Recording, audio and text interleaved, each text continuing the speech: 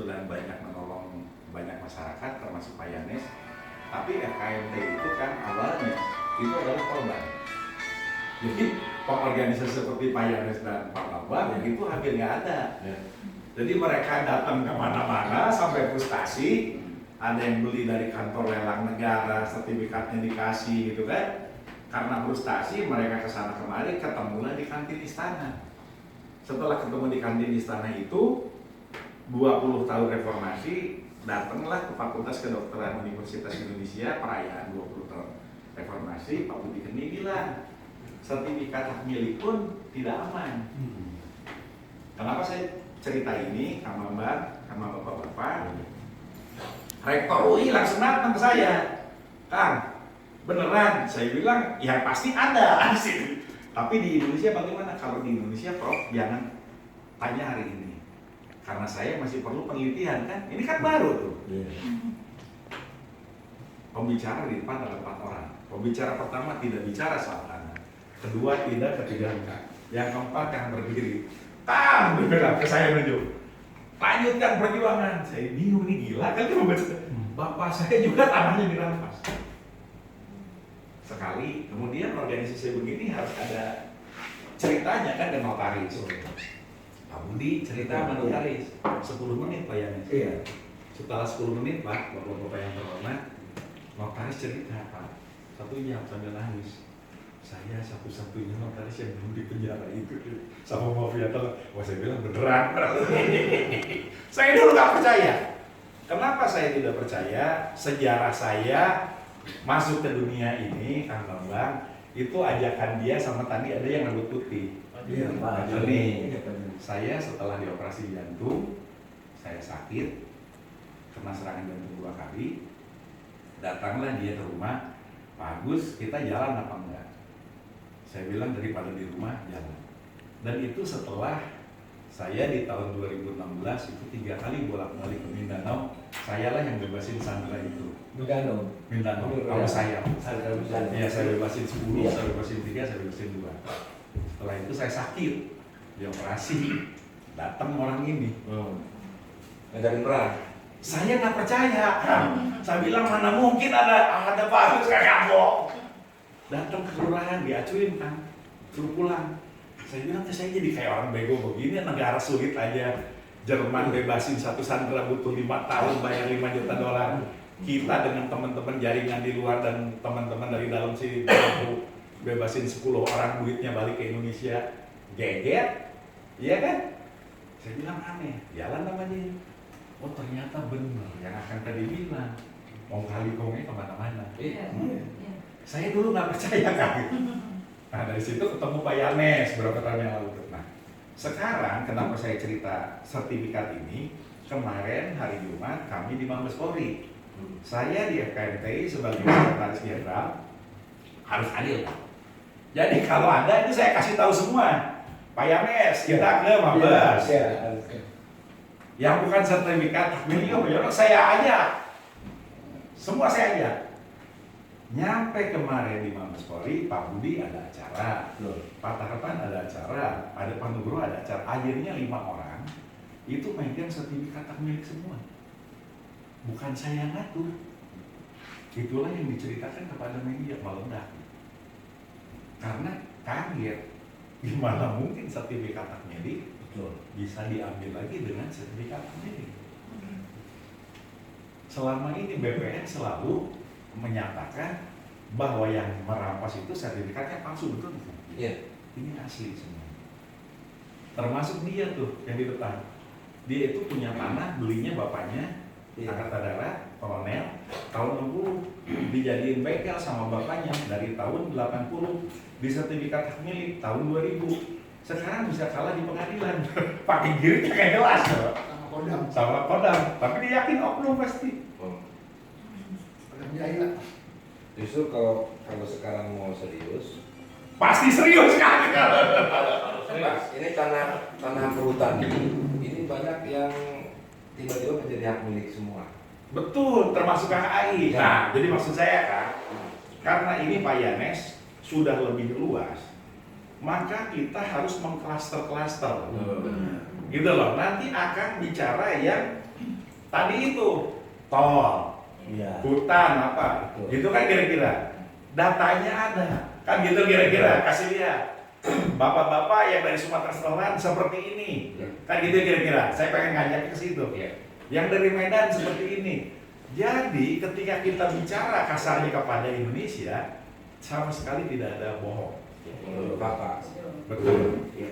Bapak. Silakan. Betul, bicaranya fakta. Nah, saya percaya kalau kebenaran ini disampaikan, maka nggak akan ada yang bisa nahan.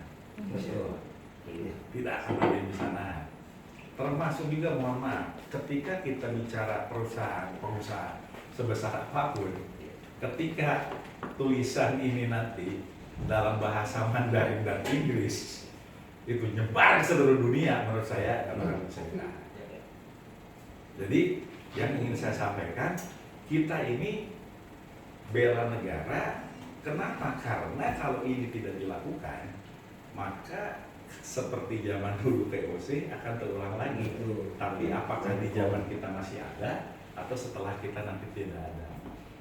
Nah, kembali ke Undang-Undang Dasar Pasal 33 itu, kalau kamu di RKMTI, Kang Bambang dengan Pak Yones juga menyampaikan, itu jauh sebelum Xi Jinping menasionalisasi Jack Ma. Kita udah bilang, ini perusahaan-perusahaan yang terlalu besar yang membahayakan, yang jadi oligarki ini harus dinasionalisasi. Tapi itu belakangan lah ya. Tapi kita perlu berpikir itu kenapa? Karena kita tidak lagi bicara tanah orang per orang. Kita bicara kedaulatan negara sekarang. Nah, alhamdulillah ada Pak Bambang tadi cerita demikian detail dan rinci. Pak Yanes sudah keliling ke seluruh Indonesia gitu kan. Kalau saya terus terang di sini tuh cuma nemenin saja gitu kan, ya udah ayo rame-rame gitu. Ini aja. Kenapa? Karena saya juga tidak tahan kan. Jadi waktu saya pergi ke Mindanao itu ada salah satu kawan sahabat saya yang udah banyak nyelesain konflik juga. Itu sehari sebelum meninggal dia bilang begini, kan kita ditugasi negara sampai ke ujung dunia pun taruhan nyawa kita pergi. Dan alhamdulillah bukan karena kita sakti, yang Maha Kuasa belum mengizinkan kita kembali, kita pulang lagi nih. Nah, tetapi sekarang dia bisa ngurus tanah ini, yang angkat nggak ada, gaji nggak jelas, Konyol. iya kan? Makanya saya bilang yang buat teteh bukan dia. Kan istri saya juga bilang, Bapak kalau kerja ini ribuan dolar sehari bayaran kelasnya saya. Lapindo saya nyelesainkan. Benar itu sampai ke Australia saya hidup. Banyak konflik di Indonesia. Tetapi begitu diajak dia ini, saya bilang, ini baru dibelek masalahnya kan? Apakah bengong gitu kan? Atau ngikutin? Kaki kanan ini belum bisa bergerak kan? Jadi kaki kiri naik mobil tuh masih. Saya bilang mending pergi, kata istri saya, daripada dia diem di rumah frustasi dia aja. Itu mulainya. Nah, setelah keliling kemana-mana saya melihat, kenapa saya bilang sekarang nggak tega? Di Balikpapan, Kang Bambang, ada ratusan purnawirawan polisi. Cicil tanahnya pakai potong gaji Bapak-Bapak. Sertifikatnya hak milik. Tahun 2019, buka Google, FKMTI mengadu kepada BPN ada 11 kasus. Kasusnya dimasukkan. Kita bilang sama BPN, tolong jaga ini bahaya. Salah satu namanya Ibu Tri, punya suami, Pak Yanes dengar, meninggalkan berdarah, ditemukan besok harinya. Masuk media massa itu kan ditulisnya penjaga tanah. Padahal beliau itu satu angkatan sama Ria Mijat, satu angkatan sama Prabowo, satu angkatan sama SBY. Sudah meninggal, si ibu-ibu ini yang kami menolong orang yang diperkosa segala macam jadi aktivis. Tahun ini kan, saya nggak ke polisi nggak ada apa-apa. Tanahnya dibuldoser dan dijualin berserta 120. Pertanyaannya kan gimana ini? Nah, tetapi alhamdulillah sekarang Kapoldanya udah ada, kemarin juga ini ada tindakan minggu depan insya Allah. Tapi yang ingin saya sampaikan, kalau yang akan tadi ceritakan itu luar biasa, banyak yang berhasil, dan ini mungkin Pak Yanes perlu dibantu didorong supaya makin banyak. Tapi spesialisasi Kang Bambang itu adalah tol tadi yang Kalau mau bicara ya seluruh Indonesia kan gitu kan. Devisinya di situ. Karena ada juga yang di perkebunan kan, ada juga kan yang di perkebunan ini kan, ada juga yang perumahan kan gitu kan ya, dan yang lain-lain. Termasuk kalau di NTT itu justru di pariwisata, karena orang asing itu yang punya lapangannya. Nah, kembali lagi, FKMT sebetulnya balik lagi pasti serius. Tapi ini organisasi korban, bukan organisasi ahli. Gitu loh. Jadi kita ngobrol aja apa adanya gitu kan. Nah, dengan ada Pak Yanes yang bersemangat, itu kan ada yang lain-lain. Nah, ini bisa bergerak. Nah, mulai besok mungkin kita akan lebih serius lihat tadi gitu kan. Dan hari ini kita ngobrol Pak, supaya kita bisa baca dulu semuanya. Sehingga besok kita langsung masuk ke persoalannya seperti apa gitu kan. Hari ini kita silaturahim. Karena Bapak juga pasti capek 2 hari dari Palembang gitu kan. Kemarin Bapak ada telepon saya kan, baru saya udah jalan dari Palembang, astagfirullah. More ini. Ya, more ini kan, tadi pagi Bapak jam 12 pas kami makan siang, Pak Agus sudah sampai Serang. Oh, saya bilang Iya. Alhamdulillah. Jadi dari saya itu Pak Yanes silakan kalau ada mau disampaikan dulu, nanti kita ngobrol aja. Baik, ya. Jadi Pak Ismet ya dengan teman 8 orang ya. 8 orang. Di sana itu ada yang saya tangani di Muara Enim, ya. Ada di Lahat. Iya. Nah, Lahat ini mungkin mereka akan kesini juga. Iya. Tapi yang sudah menuju juga di sini naik kapal laut itu dari Medan. Dari Medan, ya. Ya, nanti dari Papua bahkan juga ada nekat mau kesini. Iya. Nah, mengapa ini semua harus kita seakan-akan terarah kepada FKMTI? Karena forum ini setelah saya kenal Pak Budi dulu, belum ketemu Pak Sekjen ya, itu beliau memang sangat serius sekali membantu mengatasi korban tanah ini. Nah, saya keliling hampir 4 tahun, 3 tahun lebih lah. Satu Kalimantan Timur itu semuanya Kutai semua sampai ke Nah, terakhir ini sebenarnya saya hampir dibunuh. Mengapa dibunuh? Karena ada satu Tahura namanya. Tahura itu Taman Hutan Raya. Satu kecamatan itu dianggap Tahura semua. Ini Ibu Siti belum saya hantam ini. Belum, kalau si BPN ATR itu udah habis sudah. Dia mau somasi saya udah habis saya bawa tadi. Gedung-gedung, sekolah, pegawai negeri, semua ada di situ masih dianggap binatang. Padahal orang ya di situ. Lalu saya bilang kurang aja, besok bawa saya ketemu bupatinya. Bawalah saya ke Bupati Kutai Kartanegara. Masih belum saya bilang bawa ketemu gubernur. Ketemu saya, tapi dia wakil gubernur baik sekali. Nah, apa yang terjadi? Rupanya memang tidak segampang yang kita pikir. Yang tadi Pak Bambang cerita. Mafia ini kan kita seakan-akan lihat orang ini, aduh dia ada sembunyi di sini, dia lagi tidur di sini, tidak tersentuh, untouchable, tidak tersentuh. Saya tanya siapa di balik ini semua ya? Rupanya itu ada Bukit Soeharto. Ini singkat cerita. Keuntungan politis saya ini yang sekarang di politisi saya mau dihantam. Bapak bayangkan ratusan ribu suara ya saya dapat buat Jokowi. Itu kalau saya expose, Jokowi harus minta terima kasih kepada saya, Pak. Tim kampanye nasional harus minta terima kasih kepada saya. Kalian pakai uang triliun baru dapat, saya 0 rupiah. Tapi akibatnya itu saya bilang ini siapa sih datang tipu kita semua, dan kita sudah kasih suara Jokowi itu dia lari. Itu bahasanya. Saya berpikir ya Tuhan, saya hanya berkeinginan untuk seperti Pak Bambang, membantu untuk mengembalikan kedaulatan negara yang sudah rusak di bidang agraria ini. Nah, Tahura ini jadi perhatian saya secara khusus. Nah, di balik itu sebenarnya ada 39 korban yang tanaman tumbuhnya tidak diganti pada sudah janji akibat pembangunan tol Balikpapan Banjarmasin. Bapak bayangkan bahwa ini salah satu contoh saja. Sehingga saya beberapa sampel yang diini oleh Pak Bambang dan lain-lain mengambil satu kesimpulan sementara merata sama semua mereka. Nah, kalau bicara ilmu pengetahuan, kalau kita bicara knowledge ya, itu ada satu filsafat bahwa ragu-ragulah semua apa juga. Mulai dari ragu-ragu. Saya mulai dari rasa ragu bahwa apakah ini ada sesuatu kekuatan besar yang sengaja mempermainkan ini secara masif untuk menghancurkan Jokowi. Membiarkan itu sama. Jadi para pembantu semua yang ada di sekitar Jokowi yang bertanggung jawab atas hal-hal ini, kalian tunggu tanggal mainnya. Kalau kalian coba untuk menghancurkan Jokowi, kami ada di depan untuk bela dia. Bukan bela Jokowi secara pribadi, tapi ini kami bela negara melalui dukungan kami terhadap Pak Jokowi. Bayangkan 8 orang dengan ongkos sendiri, tidak tahu hidup mati naik bis tadi malam tiba di sini. Mereka akan perjuangkan nasibnya bertahun-tahun disusahkan akibat mafia tanah ini di Muara Enim. Nanti sebentar kita ceritakan.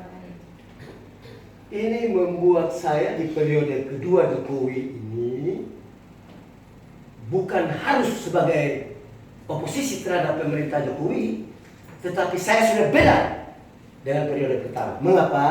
Periode pertama itu tidak terlalu banyak masalah. Betul radikalisme ada tapi bisa diatasi. Periode kedua ini muncul semuanya.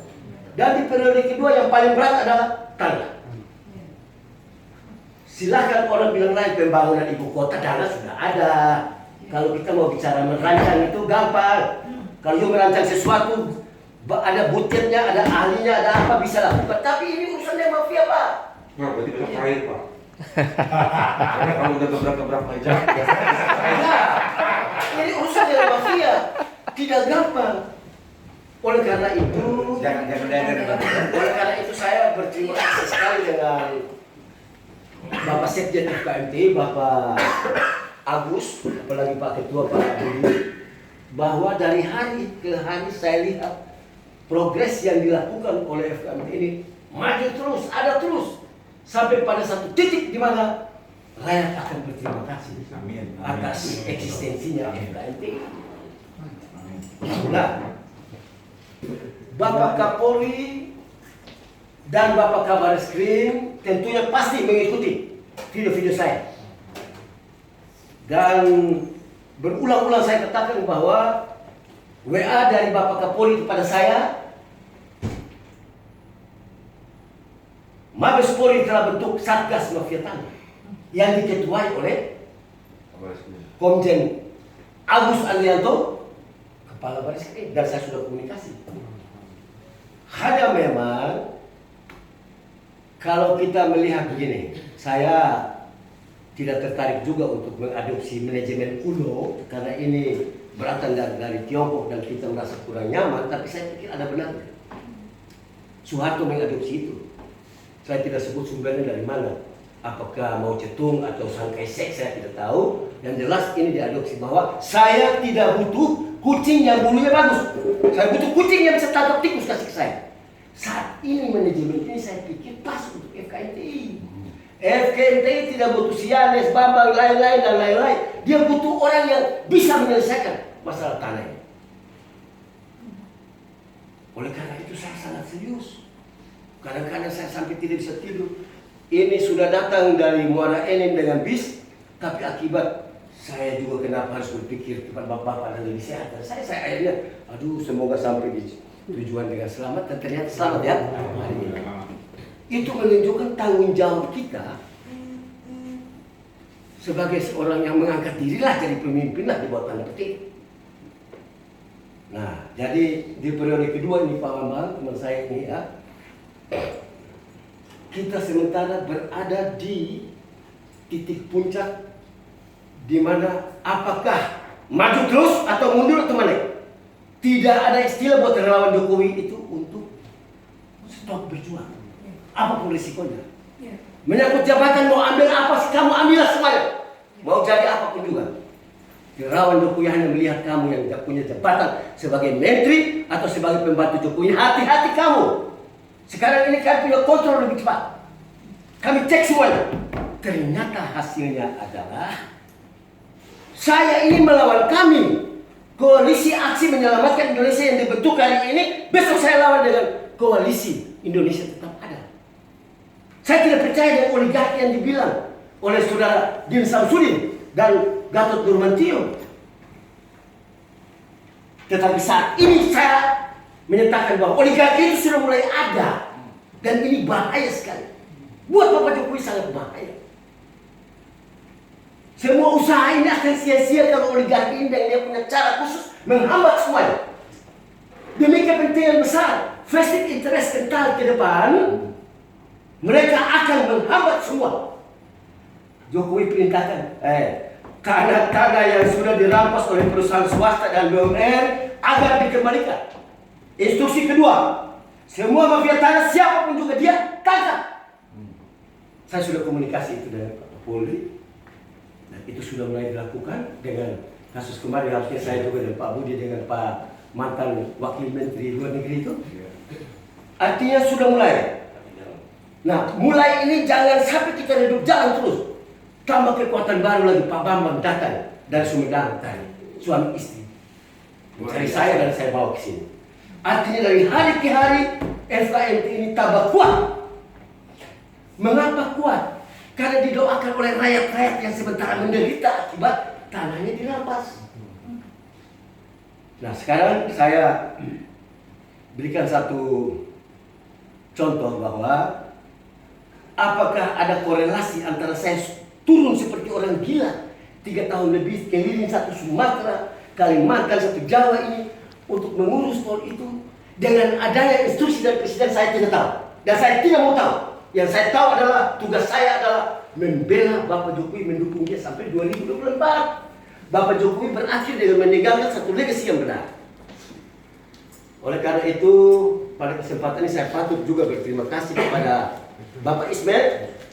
Pak Ismet juga sudah berumurnya seperti saya, tapi tetap membela kepentingannya dengan rakyat di. Nanti Bapak Ismet juga akan bicara sedikit, Bapak. Iya, silakan. Ya. Jadi intinya adalah semua upaya yang kita lakukan ini adalah untuk menolong rakyat kecil yang tertindas akibat hak-haknya dirampas oleh mafia tanah. Begitu Pak Agus ya. Jadi kasih kesempatan kepada Silakan. teman-teman Pak ini bicara apa yang ini, nanti besok ada isi data ya dalam yang banyak. Baik, kira-kira begitu dari saya untuk memberikan semangat kepada saudara saya delapan yang datang dari mana ini. Begitu. Oke, baik, makasih. Silakan Pak Ismet.